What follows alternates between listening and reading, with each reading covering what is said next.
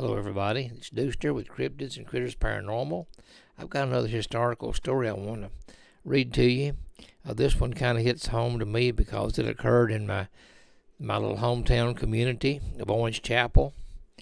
And I call this The Death of an Angel. On September 16th, 1987, the whole world sat glued to their TV sets as a dramatic rescue unfolded before their eyes. I, along with countless others, wept tears of joy as tiny 18-month-old Jessica McClure was rescued from an abandoned well in Midland, Texas, where she had been trapped for 58 grueling hours. This complex rescue was a combined effort of many agencies, individuals, and heavy machinery, all working together toward a common goal. All involved in this dramatic and successful rescue are to be commended for their bravery and stamina. But I can't help but wonder, would this rescue have been successful without the use of modern equipment? Few people around today are aware of it, but 66 years before the Jessica McClure drama unfolded, Robertson County had its own similar rescue in progress, minus the heavy equipment and the high-tech machinery, and with a sadly different ending. The following story is based on the actual event, with facts taken from a newspaper clipping dated June 1911. George Walton removed his hat and wiped the sweat from his dust-covered brow. As his dark eyes scanned the horizon, he noticed storm clouds brewing in a hot and humid June afternoon. George was reboring an old well on the Leonard Savage farm in a small community of Orange Chapel, about 6 miles east of Springfield. The old well, located about 50 yards from the house in a field, for the last few months had not been able to supply enough water for the growing Savage family. Leonard now had, besides himself and his wife, 2 boys, Gervis and Roscoe, and a baby girl named Katie to provide for. Out of necessity, he contracted with George Walton, an experienced well digger in the community, to rebore it larger and deeper, hoping it would then supply a greater amount of water. It was a lot more economical to rebore the old well than it was to dig a new one, and with his growing family, every penny had to be pinched. A short time later, raindrops began to fall from a darkening sky. Working in the pouring rain, George removed the drill from the well and covered the hole with an old cistern top. He promised Leonard he'd be back finished when the rain stopped and the ground dried, hopefully in a day or two. The rain continued throughout the night and turned the horse lot into mush, preventing any future work on the well. A few days later, Saturday afternoon, June 24th, 1911, around 2:30 that afternoon, Gervis, Roscoe, and 2 neighbor boys, intrigued with the well, tugged and pulled and finally managed to remove the heavy cistern top. In the process of moving the top, a small stone dislodged and fell in, making a loud splash in the muddy water below.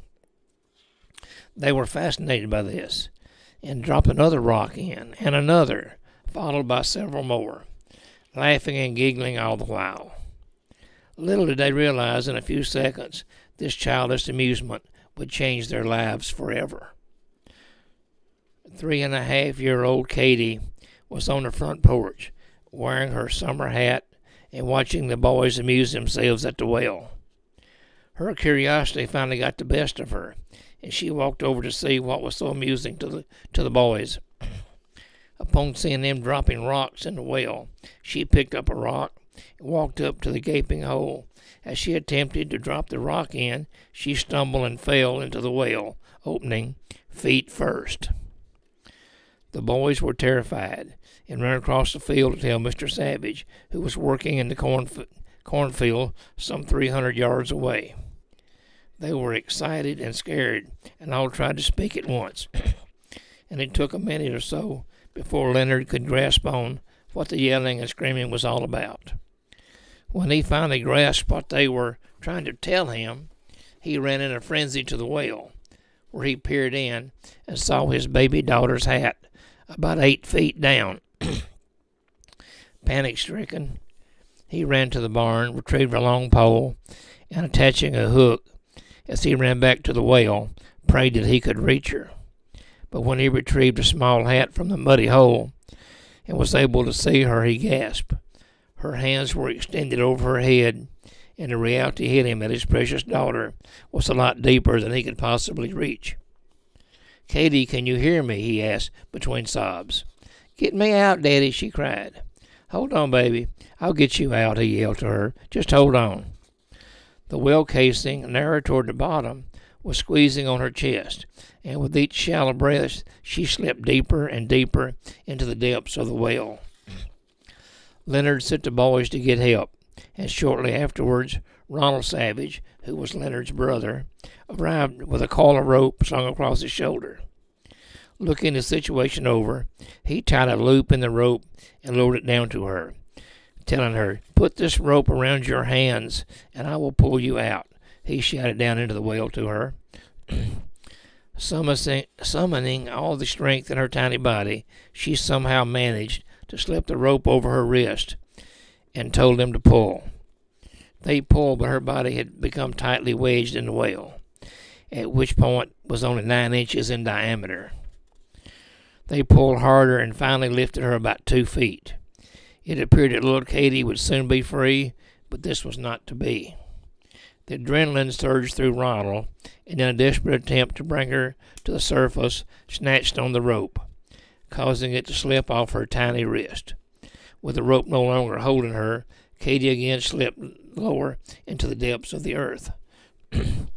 The rope was again lowered, but she would not again make an attempt to tie it, crying when asked to do so. Evidently, the desperate attempt to hoist her up had dislocated her fragile shoulders. Bad news travels fast, and soon the whole community had converged on the scene to help. But there was little anyone could do.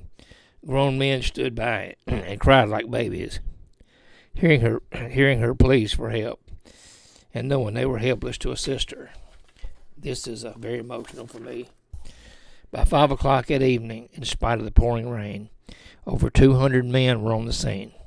My uncle, John Hulsey, was there on the scene, and he told me as a youngster that he remembers hearing her voice came out of the coming out of the well.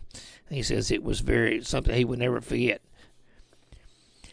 So, like I said, there was still over 200 people on the scene, and it was decided to dig a hole 3 feet from the well, down 30 feet to the level where she was at, then tunnel over to her.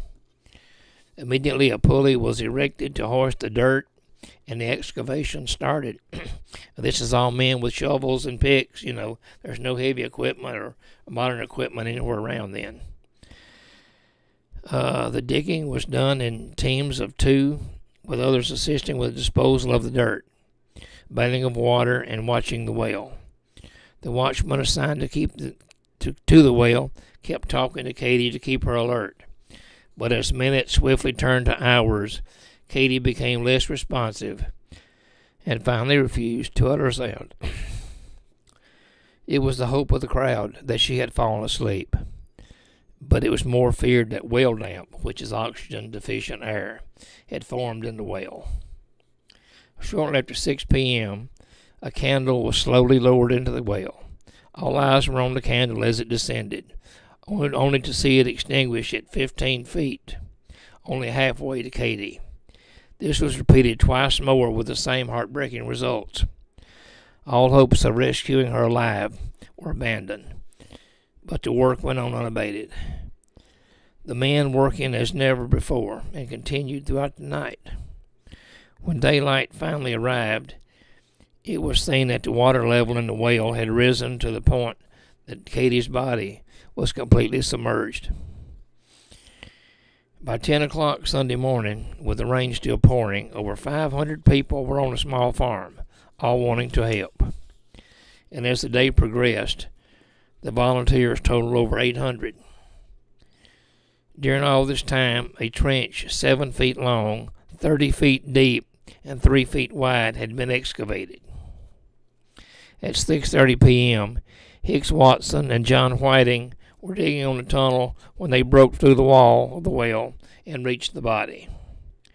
A steady rain was falling as they gently wrapped her in a bed sheet, and her tiny, lifeless remains were tenderly handed to the surface, into the waiting arms of her father. As he carried his precious daughter's body to the house, the crowd removed their hats and stood silently, tears welling in their eyes, and again men cried like babies. Upon reaching the home where Katie was born, her mother took her small, lifeless body into her arms and tenderly kissed the tiny face, her tears of anguish washing away the mud from her face that had once brought them so much happiness and joy. I'm sorry, this is very emotional for me. The work of rescue being over, the crowd silently dispersed, leaving only a few close friends and relatives to share in the family's grief. The memories of what they had witnessed would permanently be etched in their minds. Katie was laid to rest in the family plot at Bethlehem Baptist Church Cemetery at 2 o'clock the following afternoon, with a large portion of the county in attendance. Her headstone inscriptions read simply, Katie D. Savage, February 20th, 1908, June 24th, 1911. I said, I'm very well acquainted with the Savage family. I grew up around them, most of my life. And I had never heard this until I run up on a newspaper article that talked about it. Of course, my uncle had, I didn't have any of the facts. My uncle had told me about it when, back when I was real young, about him being there and assisting with the rescue. But I never found anything written up about it that had all the facts on it until I found this newspaper article. But anyway, hope you enjoyed it. Like I said, it was very emotional for me. It's kind of hard for me to read something like that, as I have children of my own. But anyway, I hope you enjoyed it. If you don't mind, like and share my page, Cryptid and Critters Paranormal, and we will talk at you later. Thank you.